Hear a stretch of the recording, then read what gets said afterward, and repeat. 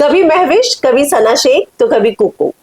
कई किरदार करके आपका दिल जीत लेती हैं कुबरा, और जो इस समय मेरे साथ है और राइज एंड फॉल से बाहर आ चुकी है। अरे इन सारे किरदारों में पहली बार मैंने अपने आप को प्ले किया है यार। मैं खुद अपने जैसी हूँ, वैसी हूँ, मैं वैसी ही बनी थी। मैं शो में गई और थैंक यू, आपसे बात करके मुझे बहुत अच्छा लग रहा है हिना जी।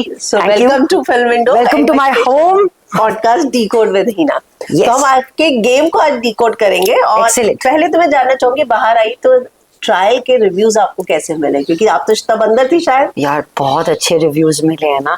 मैंने एक्चुअली ट्रायल पहले देखा और फिर मैं गई और राइज एंड फॉल देखने लगी, मगर पहले मैंने ट्रायल देखा because that is my first job. You know, I M an actor and I knew that I had enjoyed working on the show. Like I knew के ये मेरी लाइफ का पहला सीजन 2 है और इसमें मेरा जो आर्क है वो काफी बड़ा है और बहुत इम्पोर्टेंट है इस सीजन में। और मुझे सना शेख का जो कैरेक्टर है वो बहुत अच्छा लगता है।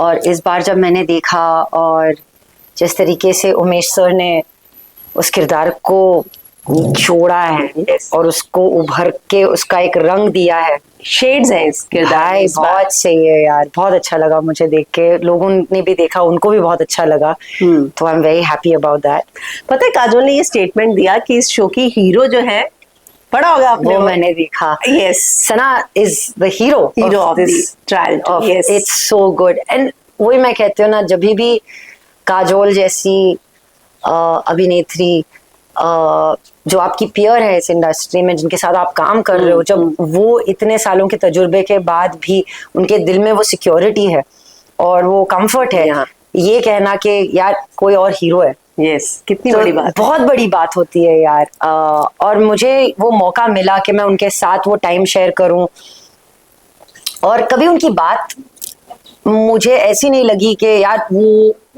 मुझे कुछ गलत कह रही हैं या मेरे भले के लिए नहीं कह रही हैं। तो जब आपको लगता है आप किसी से सीख सकते हो तो प्लीज दिल खोलो और सीखो। वो बहुत कुछ देख चुके हैं इस दुनिया में, वो बहुत कुछ देख चुके हैं इस इंडस्ट्री में। मुझे मौका मिल रहा है वो सब कम करने का। भाई मुझे हर चीज एक्सपीरियंस करके नहीं सीखनी है। जब कोई आपको बोल रहा है तो आप उसको सीख भी सकते हो। ट्रू। और मैं ये बहुत कुछ करती हूँ जब मैं अपने डायरेक्टर्स के साथ भी काम करती हूँ। पहले मैं सीखना चाहती हूँ यार। आई एम अ क्यूरियस पर्सन, मुझे क्यूरियोसिटी से बहुत लगाव है। एंड एक ऐसा इमोशन है क्यूरियोसिटी जो इतना लोग यूज नहीं करते। क्योंकि हम लोगों को ये बोलने में ना हिचकिचाहट होती है कि आई डोंट नो, मगर ऐसा कोई इंसान नहीं होगा इस दुनिया में जिसको सब पता है। सब पता, ट्रू है ना। तो मुझे लगता है जब आपको मौका मिलता है ये पूछने का। चलिए, आपकी चाय भी आ चुकी है, आप चाय पीते भी जो है, और ये आप चाय की चुस्की के साथ थैंक ये लीजिए आपके लिए। तो मुझे लगा कि यार ये बहुत अच्छा मौका है सीखने का, और मैं ऐसे ही सीखती आई हूँ क्योंकि मेरे पास अपॉर्चुनिटी नहीं थी कि मैं बचपन में ही जान लूँ कि मुझे करना क्या है। फिर मैं फिल्म स्कूल चली जाऊँ और फिर मैं पढ़ूँ वहाँ पे और मैं पूरी दुनिया को फिल्मों की थ्रू समझूं। एक्टिंग क्या होती है, स्क्रिप्ट राइटिंग क्या होती है, ये मुझे नहीं पता, मगर मुझे इतने अच्छे अच्छे मौके मिल रहे हैं यहाँ पे ये सब करने का। और मैं सीख रही हूँ रोज, और मैं रोज काम कर रही हूँ। एंड टच वुड यार, इतने अच्छे अच्छे मौके मिल रहे हैं मुझे काम करने के, तो मैं क्यों उस मौके का फुल फायदा ना उठाऊं। ट्रू। तो मेरे लिए ये बहुत बड़ी बात है और ओवरवेलमिंग भी हो जाता है जब इतनी बड़ी एक्ट्रेस जिनको मैंने देखा है यार ग्रो। मतलब देखो, अगर आप कैलेंडर पे देखो तो उनमें और मुझ में उतने साल का फर्क नहीं है, मगर वर्क एक्सपीरियंस, उनका वर्क एक्सपीरियंस उतने साल का है यार। तो वो हो गई ना मेरी सीनियर, उसी कायदे से वो मेरी सीनियर है यार। और जब आप अपनी सीनियरिटी ऐसे दिखाते हो जहाँ पे आपको लगे कि वो बड़प्पन है, तो उसको एक्सेप्ट करने में भी, वरना यहाँ पर जो है इंडस्ट्री में तो हमने हमेशा देखा है जो कैट फाइट एक शब्द है या फिर insecurity, and this was a total flip on that coin. Because I have never met an actor, and I have not said this today, I have said this from the first season, I have not met a more fun, a more positive and a more beautiful human being. Then Kajol in this business. कभी तो मुझे लगता है भाई हम लोग same थान से तो नहीं कटे, तो कहीं ना कहीं कोई सिमिलैरिटी है। तो मैं तो बस इसी में बोल देती थी कि हाँ आप भी लियो मैं भी लियो इसीलिए वैसे तो कोई तो सिमिलैरिटी होनी चाहिए। बट या she is such an incredible source of energy and light, and उनका शो भी आ रहा है Yes. अभी Amazon पे too much. Yeah. And she's such a good conversationalist, so I wish her all the best. And she's amazing. आपने अजय के साथ भी काम किया जी, है ना, son of Sardar. I loved working with Ajay.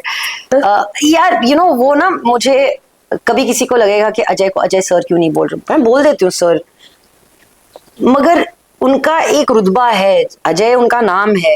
हाँ। और उस नाम के आगे सर लगाओ ना लगाओ उनकी इज्जत वही रहती है, और वो बहुत अमेजिंग है यार एज ए ह्यूमन बीइंग, क्योंकि उनमें ना वो ओल्ड स्कूल चार्म है ट्रू उनकी लाइफ में, क्योंकि वो जो ओल्ड स्कूल चार्म है वो आजकल नहीं मिलता है। लोग आते हैं मिलते हैं बोलते हैं निकल जाते हैं, जैसे कि हमने शो में भी देखा, लोग तो एक दूसरे को कंटेंट की तरह ट्रीट करते हैं। ट्रू है ना। और इस दुनिया में आप उन जैसे शख्स से मिलते हो जो लोगों को अभी भी साथ में लेके घूमते हैं।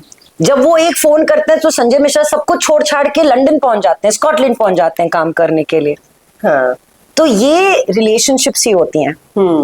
और जब रिलेशनशिप्स होती हैं ना, हमको लगता है कि यार भाई भाई में कम में कर ले। हाँ। मगर भाई भाई हमेशा आपको ज्यादा देगा। ट्रू दोस्त आपको हमेशा ज्यादा देगा ना कि आपसे आपके हक का काटेगा। यही दोस्ती होती है।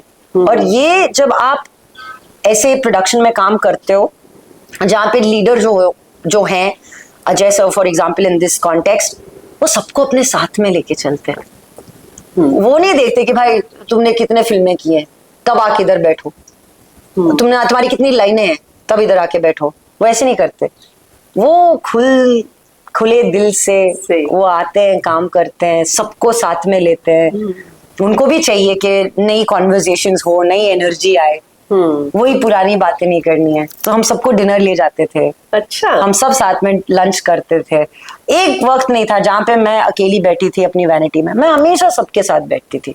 और सब एक साथ बैठते थे यार। हम लोग रेडी हो जाते थे, बस साथ में बैठते थे कि भाई बताओ शॉट कब लगने वाला है। तो ये मजा था उस सेट पे काम करने का, एक old school vibes. Old school. और ये जो हमेशा एलिगेशंस लगते हैं हमारे इंडस्ट्री में कि सब कैंप बना के बैठे हैं, वो मुझे लगता है कि वो आपको कहीं देखने को मिला क्या जब आपने अजय के साथ काम किया हो? या यार मैंने सलमान के साथ भी काम किया है। सुल्तान SK is lovely. My first film Ready was with Salman. And first film with him. वहां पे भी मैंने देखा, और मैंने अजय को भी बताया ये कि मैंने कम लोगों के साथ काम किया है जो ऐसा माहौल बना के चलते हैं। मैंने प्रकाश झा सर के साथ काम किया है, वो उनको बाबा बोलते हो, but Baba also gets everyone together. Yes. वो आएंगे लंच ब्रेक पे, सबके वैनिटी पे नॉक करेंगे, चलो लंच लगा है।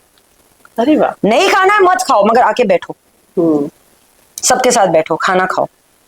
आप कभी खाने पे ना दिल खराब करके, दिल छोटा करके नहीं खा सकते।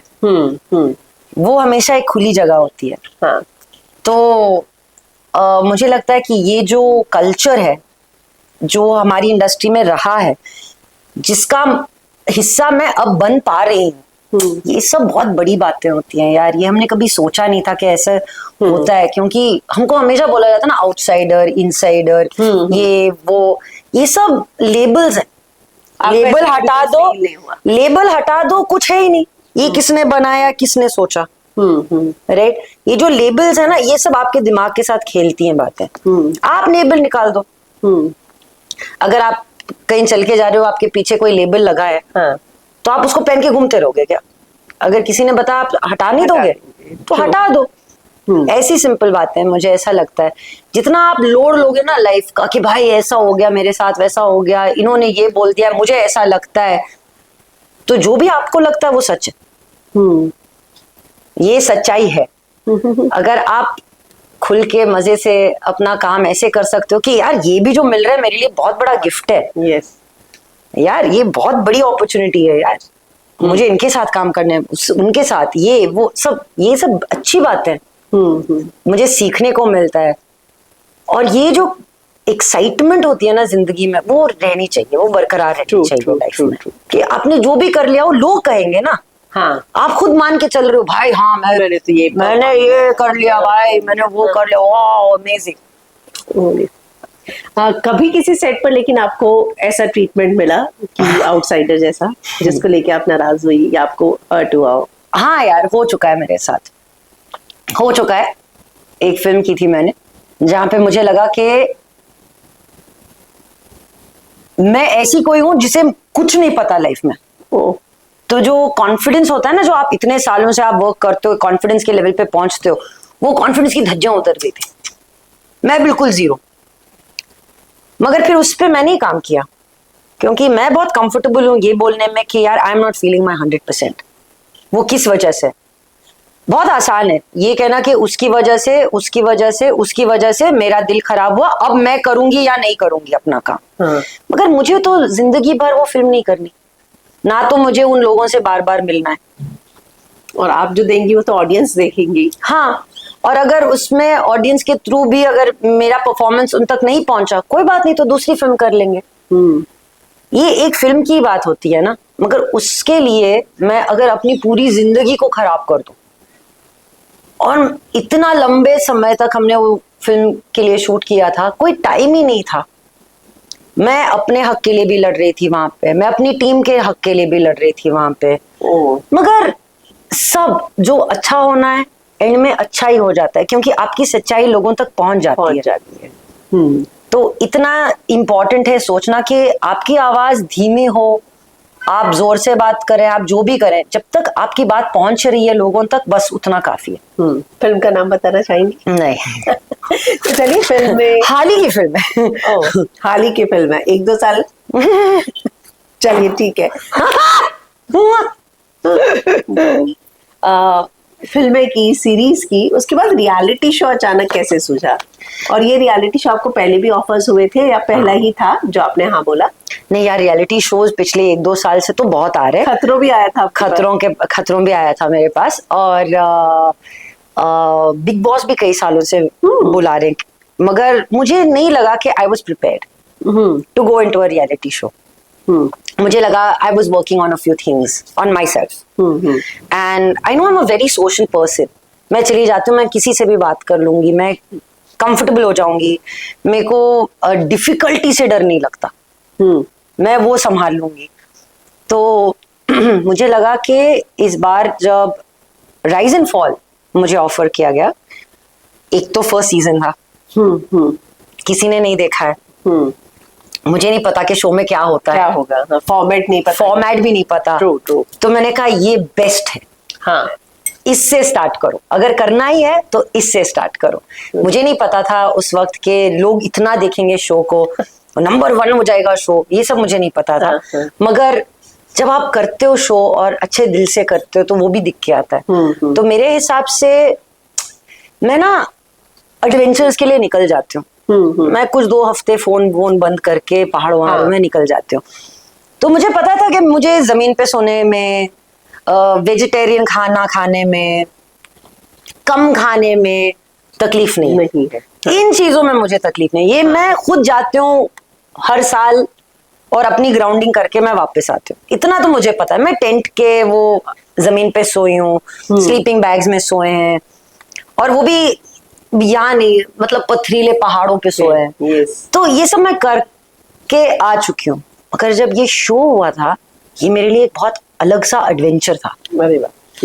मुझे हमेशा से पता था कि ये जो रियलिटी शो होता है ना, ये एक सोशल एक्सपेरिमेंट होता है।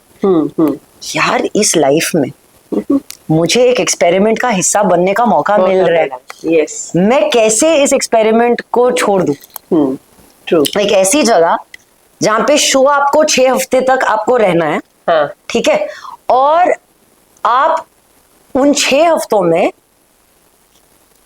15 डिफरेंट लोगों से मिलोगे जिनसे आप पहले मिल चुके हो, शायद नहीं मिल चुके हो, कभी आपको आइडिया ही नहीं था कि ऐसे लोग हैं भी दुनिया में। और फिर आप उनके साथ रह रहे हो, उनके साथ खाना खा रहे हो, उनके साथ उठ बैठ रहे हो, हंसी मजाक कर रहे हो। I think it was a pretty wonderful experience for me. And मैं गई थी वहां पे with the curiosity to understand यार ये रियलिटी शो में होता क्या है। अब मुझे समझ में आता है कि भाई रियलिटी शो में 50 कैमरा होते हैं बेसमेंट में, 50 कैमरा होते हैं पेंट हाउस में, 24 आवर्स आप कैमरा के सामने हो, आपकी हर चीज कैप्चर हो रही है। आपको जब खाना चाहिए तब नहीं मिलता है, आपको जब पानी चाहिए नहीं मिलता है, पानी बंद कर दिया था, यस राइट, तब आपको पानी की अहमियत समझ में आती है, तब आपको धूप की अहमियत समझ में आती है जब आप एक सेट में बंद हो और आपके पास धूप नहीं है, आपके पास चलती हुई हवा नहीं है, बेसमेंट, आप जब वो एनाकोंडा से हवा ले रहे हो और उनका मन जब चाहे वो गर्म कर देते हैं, उनका मन जब चाहे वो ठंडा कर देते हैं, और आपको फिजिकली भी स्ट्रांग रहना है, मेंटली भी स्ट्रांग रहना है, इमोशनली भी स्ट्रांग रहना है। मुझे लगा ये एक लाइफ का एक्सपीरियंस था जो मुझे चाहिए था और इसीलिए मैंने ये किया। शो के अंदर आपके दोस्त भी थे, आहाना, अर्जुन, लेकिन बाद में ऐसा हुआ कि आहाना ने आपको दोस्त समझा और आपने कह दी मैं तो तुम्हें कॉलीग ही समझती। यार मुझे नहीं लगता कि उसमें कोई गलत बात है। हाँ। हम लोग वर्ड्स को ना बहुत ऐसे सस्ते में यूज करते हैं। मेरे दोस्त हैं, मेरे जो दोस्त हैं वो लोग हैं जिनसे मैं अपनी हंसी की बात शेयर करती हूँ, अपने सक्सेसेस को शेयर करती हूँ और अपने फेलियर्स को भी शेयर करती हूँ। और पिछले सालों में मेरे पास कोई ऐसा मौका नहीं मिला है जहाँ पे मुझे आहाना से ये शेयर करने का मौका मिला। हाँ, तो फिर ऐसा भी हो सकता है ना कि लोग अपने अपने रास्ते चले जाते हैं और आप, मैंने कभी नहीं कहा कि हम दोस्त नहीं, मैंने कहा भाई हम पुराने दोस्त हैं। मगर अगर आप मुझ पे एक्सपेक्टेशन कर रहे हो कि मुझे आपसे एक्सपेक्टेशन नहीं थी कि आप मेरी सच्चाई के बारे में बात करोगे, तो गलत एक्सपेक्टेशन हुआ ना।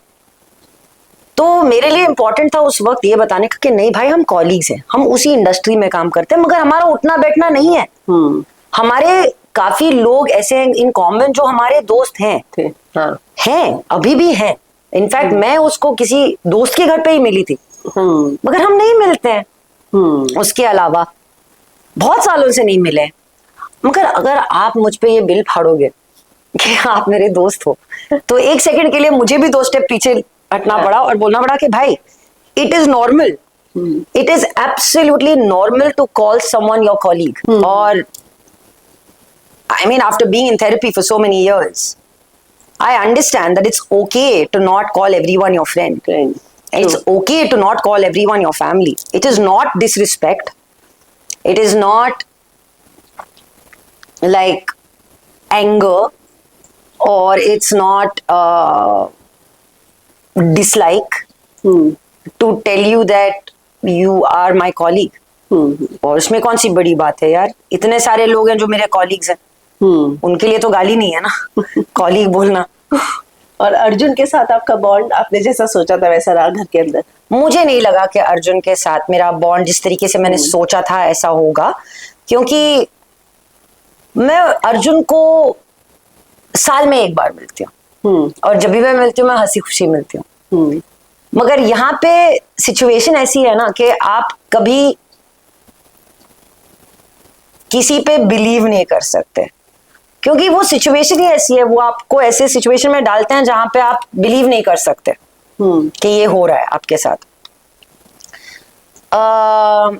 तो मुझे लगा कि एक छोटी सी बात को, और वो भी आहाना की बातों में आके अर्जुन ने मुझे भी कुछ ऐसे बातें बोल दी जो जरूरी नहीं थी, because I am a good player and if you are my friend then you support me. And अगर मुझसे कभी ऐसा फीलिंग हो रहा है कि यार क्या मैं कंफ्यूज हूँ, तो आप बोलो नहीं यार तुम कंफ्यूज नहीं हो यार, तुम अच्छा खेलो, तुम ही तो ये करके आई थी, तुमने तो ये किया था, तो फिर अच्छा ही गिनाओ ना। बल्कि अगर मैंने ये पूछा भी है और आपने अलग से जाके बोला हाँ यार वो तो कंफ्यूज्ड है, तो ये तो मेरे पीठ पीछे बात हो गई ना। वो तो ऐसी ही है, वो तो गालियां दी थी, आपने भी तो दी थी, सॉरी तो मैंने बोला था, तब भी आपने उस बात को आगे से माना नहीं, आप बात को बढ़ाने लगे। तो फिर मेरे लिए वो शायद वो दोस्ती नहीं थी जो मैंने एक्सपेक्ट की थी, मगर मैंने कुछ एक्सपेक्ट ही नहीं किया था यार, क्योंकि ये गेम शो है।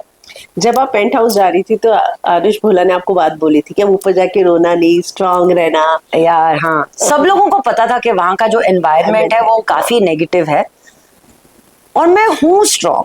हाँ। मैं हूँ स्ट्रांग।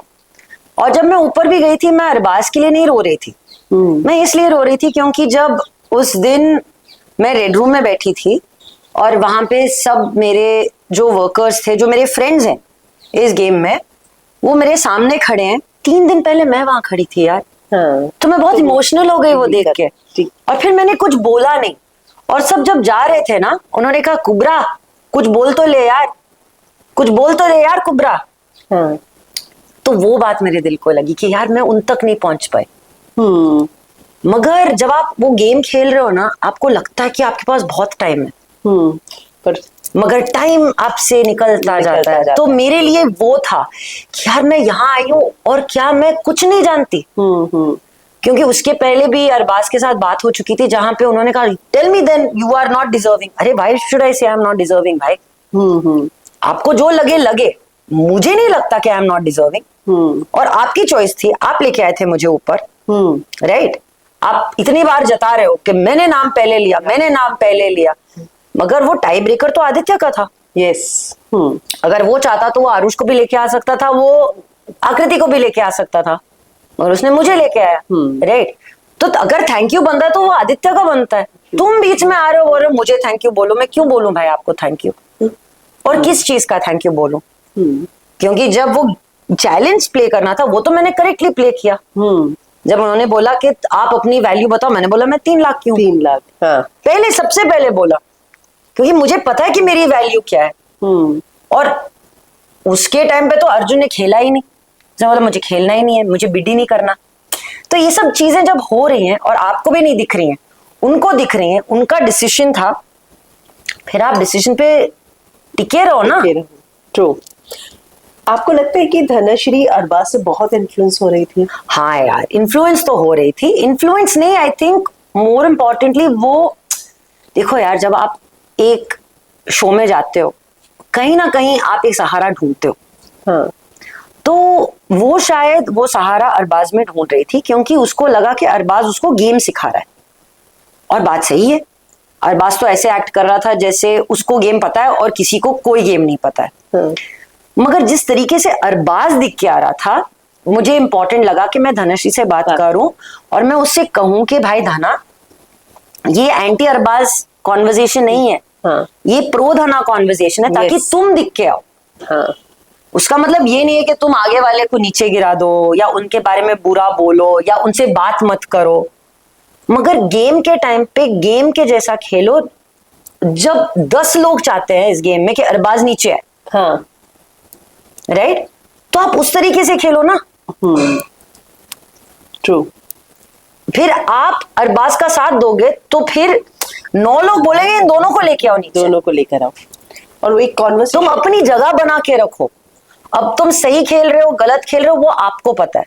मगर जो मुझे दिख रहा है और जो मैं फील कर रही हूँ और जो सबको फील हो रहा है, अगर आप किसी एक एनर्जी के साथ बैठ जाते हो जहां पे ऐसा लगता है कि वो आपको बोलने नहीं दे रहा है, तो आप क्यों उस एनर्जी में घुल मिलना चाहते हो? आप अपना देखो। तो it was a pro Dhana conversation and not an anti Arbaaz conversation, because जो एंटी अरबाज कॉन्वर्जेशन करनी थी मैंने उनको डायरेक्टली बोला। मुझे डर नहीं लगता है अरबाज से, और मुझे ये भी नहीं फर्क पड़ता कि अरबाज मुझसे बात करे या ना बात करे, राइट? जब वो आया था बोला आपने ऐसे कैसे बोल दिया, चढ़ जाऊंगा, ये कितना नॉर्मल होता है ना भाई, आप चढ़ो मत मुझ पे, ये तो नॉर्मल होता है ना। चढ़ो क्यों? नॉर्मल होता है ना। जब आपने ये बोला, मैंने कहा फिर ठीक है, मेरे को ये भी बात नहीं करनी। फिर मेरे लिए बहुत आसान है कि मैं निकल जाऊं उस सिचुएशन से। अगर उसकी वजह से मैं गेम से भी निकल गई, मेरे को उसका कोई तकलीफ नहीं है। मगर यार वहां पे बैठो, भिड़ो, उसी बात में बात करो, एक दूसरे को नीचा दिखाओ, ये क्या जरूरत है? मुझे वो बात कभी नहीं समझ में आई कि आप अगर नीचा नहीं दिखाओगे किसी को तो आप ये गेम नहीं जीत पाओगे। तो अगर मैं गलत नहीं, मनीषा ने आपको दोगला बोला था? हाँ यार, मनीषा ने मेरे को दोगला बोला, और वो इसलिए बोला क्योंकि मैंने अर्जुन का नाम लिया। Okay, right. अर्जुन ने आकृति का नाम लिया, और मनीषा ने सिर्फ इसलिए मेरा नाम लिया क्योंकि अर्जुन मेरे खिलाफ था। उसके बाद और कोई रीजन नहीं था, मुझे नहीं लगता कि कोई पॉइंट ऑफ व्यू नहीं था। और फिर उसने कहा कि मैं इससे ज्यादा तुम्हें और कंटेंट नहीं दे सकती। मैंने कहा भाई ये मैं कंटेंट हूँ, ये ऐसे कौन बात करता है? 2025 हो चुका है यार, ऐसे कौन बात करता है? तो मैं बड़ी सरप्राइज थी उस बात को लेके कि भाई कंटेंट, ऐसे कौन बात करता है किसी के बारे में? पहले रियलिटी शो कर चुकी है तो हाँ, वो रियलिटी शो कर चुकी हैं। मेरे लिए ये रियलिटी शो गेम ही था, शो ही था। आपको लगता है वो बाहर से देखकर भी आई थी तो उनका कोई ऐसा स्ट्रॉन्ग पॉइंट ऑफ व्यू था जो होना चाहिए था? अगर वो जेन्युइनली ये गेम खेलना चाहती थी तो अरबाज को डायरेक्टली एलिमिनेशन में डाल सकती थी, मगर उसने बाली को डाला। हाँ। अगर वो चाहती थी तो आदित्य या मुझे, हम दोनों में से किसी को नीचे भेज सकती थी, मगर उसने धना को भेजा। राइट। जब उसकी बारी आई नाम लेने की, आदित्य ऑलरेडी नॉमिनेट हो चुका था, तो बचा कौन? तो मुझे नहीं लगता कि उसके पास जो एडवांटेज थी गेम देख के आने की, फिर भी उसने गेम देखकर लोगों को करेक्टली चूज नहीं किया। उसने वही चूज करने की कोशिश की जहां पे उसका पल्ला भारी रहेगा। ट्रू। क्योंकि उसके लिए तो वो वीक कंटेस्टेंट है ना, वाइल्ड कार्ड है। मगर अगर 4 हफ्ते कोई रह चुका है तो टेक्निकली उसके हिसाब से तो उसका पोजीशन वीक होगा ना। तो इसीलिए उसको लगा जो स्ट्रॉन्ग दिख के आ रहे मैं उनके साथ टिकी रहूंगी। आदित्य से बोला कि भाई आदित्य आदित्य आप कितने अच्छे हो। फिर अर्जुन को भी यही बात बोली। फिर आरुष भाई भी बोला, लाइक आरुष को आरुष, मगर फिर भी तो चमचागिरी वाला गेम चल वो वाला गेम चल रहा था, ना कि मैं खुद का गेम खेलना चाहती हूँ। मतलब वो बहुत शार्प है, बटरिंग वो वाला गेम था। वो गेम वाला गेम नहीं था। और ना तो मैं बटर कर सकती हूँ और ना ही मैं किसी को, यार मुझे लगता है कि मैं एक ऐसी इंसान हूँ जो कभी आइडल्स में बिलीव ही नहीं किया मैंने। राइट, कि भाई किसी ने अच्छा कर दिया तो उनको ऊपर चढ़ा दो, फिर अगर उनसे कोई गलती होगी तो नीचे फेंक दो। राइट, एक बैलेंस के साथ जियो, क्योंकि हम सब इंसान ही हैं। किसी को ऐसे सर पे चढ़ाओगे तो भाई सर में दर्द होगा आपके, बिकॉज एट वन पॉइंट वो बहुत हेवी हो जाएगा। यू नो वो है ना that line, heavy is the head that carries the crown. तो भाई अगर आप किसी को उस दर्जे पे रखोगे तो ये मान के चलो कि कभी ना कभी उनसे गलती होगी, तो वो इंसान ही। धना ने आपके साथ एक कॉन्वर्सेशन की थी जो 2 महीने बाद ही यूवी ने चीट किया था। आप दोनों की डाइनिंग टेबल पे जो हाँ, वो क्लिप मैंने देखी। आपको लगता है कि क्या धनाश्री सिंपैथी कार्ड शो में खेल रही थी? नहीं यार, मुझे नहीं लगा कि उसको शो पे आना था सिंपैथी कार्ड खेलने के लिए, मुझे नहीं लगता है। और वो इस शो को जिस तरीके से यूज करना चाहे वो यूज करना चाहे। मैंने कहा भाई मेरा एडवेंचर है, ये सही या गलत नहीं है। अगर वो इस गेम को जिस तरीके से भी खेलना चाहे वो उसका चॉइस है। मैं अपना ओपिनियन कैसे देके बोलूं कि उसने ये किया और ये उसका मतलब यही है। मुझे उस मोमेंट से क्या लगा कि हमारे बीच एक ऑनेस्ट कॉन्वर्जेशन हो रही थी, एक सच्चे दिल से कॉन्वर्जेशन हो रही थी। और मुझे वो याद भी नहीं है जब तक मैं बाहर आई। बिकॉज जब मैंने उसकी बात को सुना तब मैंने कोई रिएक्शन नहीं दिया, मैंने कोई जजमेंट नहीं पास की। बल्कि वहाँ साइड में कौन बैठा था जिसने और एक सवाल, नयन ने पूछा था ना शायद एक और सवाल उससे, मुझे याद नहीं है कि नयन ने क्या सवाल पूछा था। पर आप तीनों बैठे थे। हाँ, हम तीनों बैठे थे और धना और मैं बात कर रहे थे इसके बारे में। तो जब वो बात निकली और उसने एक मोमेंट के लिए ये बोली भी बात, मेरा कोई रिएक्शन नहीं था उस बात पे कि हाँ मुझे इस पे रिएक्ट करना है या मुझे इस पे खेलना है। नहीं यार, वो एक मोमेंट के लिए ना एक बंदा रियल हो जाता है, एक गार्ड नीचे होता है, आप कुछ बोल देते हो। मैं ना तो उनकी शादी का हिस्सा हूँ ना उनके डिवोर्स का हिस्सा हूँ। मैं अपना ओपिनियन कैसे दे सकती हूँ इस बात में। यूवी का इस पे स्टेटमेंट आया कि उनको अभी भी मेरे नाम से घर चलाना है तो चलाने दो। यार डिवोर्स कोई आसान चीज नहीं होती है। मेरा हुआ नहीं है, मगर मैंने अपने मम्मी पापा का देखा है यार होते हुए। तो ऐसा नहीं हो सकता कि मतलब ऐसे हो गया और सब ठीक हो गया। राइट। और ये ऐसी कोई बात नहीं है जो 10 साल पहले हुई थी यार, अभी तो हुआ है। थोड़ा टाइम दे दो, वो भी हील करेगी, वो आदमी भी हील करेगा, सब हील करेंगे इस रिलेशनशिप के घाव से। पहले घाव भरने तो दो, मगर उसके पहले दुनिया ऊपर चढ़ के ये उसने गलत किया, ये भाई ने सही किया, ये भाई ने गलत किया, ये बहन ने सही किया। हमको क्या पता है यार किसी की लाइफ के बारे में। हम अपनी लाइफ ठीक तरह से जी लें, यही इतनी बड़ी रिस्पॉन्सिबिलिटी है। हम लोग बाकी की लाइफ सुधारने में चले हैं, हमको बड़ा सोशल सर्विस में इंटरेस्ट है। हाँ, मैं सोशल एक्सपेरिमेंट में इंटरेस्ट करती हूँ, सोशल सर्विस में नहीं। ऐसी सोशल सर्विस में तो नहीं। पवन जी के बिना अधूरी है हमारी conversation. I love Pawan ji dude. मुझे पता नहीं था कि वो पावर स्टार है, मगर इतना पता था जब मैं आई थी कि भाई सिक्योरिटी के साथ वो आए थे और बड़ा ऐसा शो जब या ऐसे करके आए थे शो में। वो बहुत स्वीट है यार इंसान। उनका जो स्वीटनेस है वो मैंने सिर्फ शो में देखा है। और वो एक ऐसी कड़ी थे जो बेसमेंट और पेंट हाउस दोनों को उन्होंने जोड़ के रखा था। वो जब भी आते थे हमसे भी प्यार से बात करते थे, और जब वो अपने पेंट हाउस में भी लोगों से वो प्रेम से ही बात करते, वो प्रेम से ही बात करते थे। और ये उनकी एक अच्छी क्वालिटी है। और आई थिंक वो क्वालिटी आ जाती है जब आप लोगों से इतनी तादाद में मिलते हो। राइट, किसी ना किसी की कोई ना कोई परेशानी से आप हमेशा मिलते रहते हो। जब आप एक पब्लिक फिगर हो, एक पॉलिटिकल फिगर हो, आपके सामने कितने लोग आके कहते होंगे कि मेरा ये दुख है। तो सुनना उनकी बहुत बड़ी एक कैपेबिलिटी है और एक क्वालिटी है। तो उन्होंने उस क्वालिटी को इतना अच्छी तरीके से दिखाया। तो I think that he is a very sweet person and he like showed his empathy, he showed his listening skills, and उन्होंने कभी किसी का साथ नहीं दिया जब वो गलत थे, मगर उन्होंने एक पीसफुल एटमॉस्फेयर बना के रखा था। मैं उनकी तुलना अपने से नहीं करना चाह रही हूँ, मगर मैं डेफिनेटली कहूँ कि जहाँ पे भी मैं थी मैंने भी एक पीसफुल एटमॉस्फेयर बनाने की कोशिश की। मुझे नहीं लगा कि यार आप जाओ वहां पे और कुछ ऐसे बन जाओ जो आप हो नहीं। यार गुस्सा सबको आता है, मगर तो पॉइंट इज अगर आप अपने गुस्से को कंट्रोल नहीं कर सकते तो फिर आप कैसे इंसान हो? जब इतना बुरा या बिना सोचे पवन जी को कुछ कहा जाता है और वो अपना गुस्सा नहीं करते, वो बस उठ जाते और कहते कौन भाई, क्या है भाई ये ट्रस्टी का बेटा, क्या है?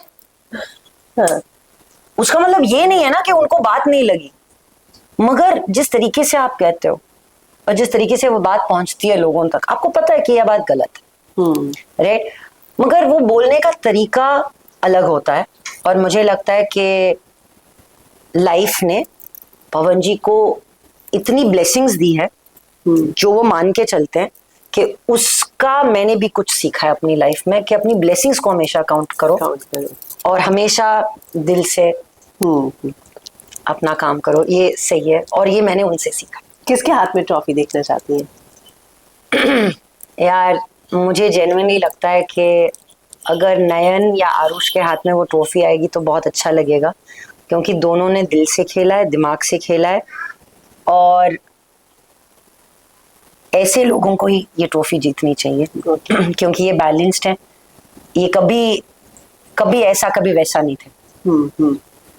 ये हमेशा से अच्छी गेम इन्होंने खेली है और पहले दिन से कंसिस्टेंटली खेला है। अगर उनसे नहीं हो पाया तो उन्होंने मान लिया कि मुझसे नहीं हो पाया, और अगर हो पाया तो उन्होंने स्ट्रेटेजिकली अच्छा खेला भी है। तो मुझे नहीं लगता कि ये एक ऐसा शो है जहाँ पे कोई स्टार आएगा और जीत के चला जाएगा। Whether you're a reality show star और a non reality show star, और you've done more reality shows before, but I truly feel अगर यहाँ पे हम दिखा सकते हैं कि जज्बा क्या होता है, तो मुझे लगता है कि वर्कर से ही कोई बनना चाहिए रूलर, और वर्कर से ही कोई जीतना चाहिए। क्योंकि ये जो शो था ना, सिर्फ एक शो नहीं था। जब मैंने इस शो को एक्सपीरियंस किया, मैंने जिंदगी देखी। लोग बदल जाते हैं भाई जब उनके पास ऐश आराम होता है और उनको सिर्फ डिसीजंस बनाने होते हैं। तो वो एक एक करके सबको काट देते हैं। और हम दुनिया में भी यही दस्तूर देखते हैं कि नीचे जो आदमी वो पिसता जा रहा है, मगर ऊपर वाले इतने ऐशो आराम होने के बावजूद कंप्लेन करते ही जाते हैं कि भाई मेरे पास ये नहीं है, मेरे पास वो नहीं है। और ये कोई भी लेवल का हो सकता है, इसके लिए आपको टॉप टियर में होने की जरूरत नहीं। आपके पास आपकी उम्मीद से ज्यादा हो गया तो आप रूलर बन गए। आप जैसे रूलर की तरह सोचने लगते हो तो आप लोगों के ऊपर जुल्म करने लगते हो। ये बिना सोचे आप करने लगते हो।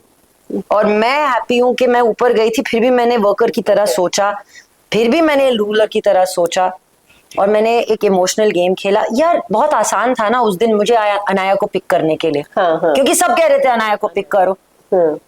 मगर मैंने अनाया के साथ टाइम स्पेंड किया था, बाली से ज्यादा टाइम स्पेंड किया था। और उस दिन अनाया के बारे में भी बोला गया और बाली के बारे में भी बोला गया।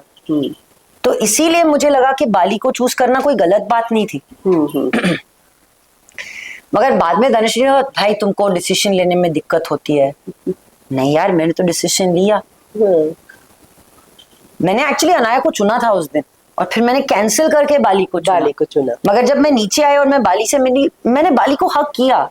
मैंने कहा सॉरी भाई, मगर मेरे लिए उस दिन तुम अनाया से वीक लगे।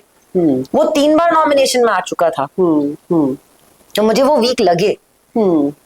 तो इसीलिए मैंने उनका नाम लिया। मगर फिर बाली ने, आप दिल से खेलते हो, आप अच्छा खेलते हो, बात खत्म हो गई। गेम तो आखिर गेम ही है। गेम आखिर गेम है। Yes, true.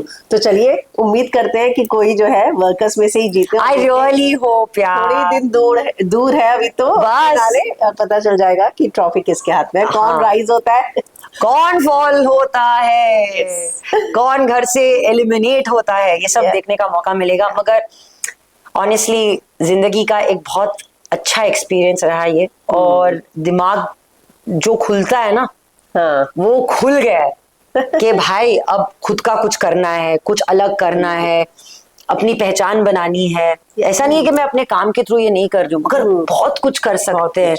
क्योंकि जब आप 20 साल के लोगों के साथ रहते हो और उनकी ड्राइव देखते हो, तो इंस्पिरेशन तो आप कहीं से भी ले सकते हो। ट्रू। तो मेरे लिए बहुत एक्साइटिंग एक्सपीरियंस था, बहुत अच्छा एक्सपीरियंस था। और कौन सी दुनिया में मैं इन लोगों के साथ इतना टाइम स्पेंड कर पाऊंगी।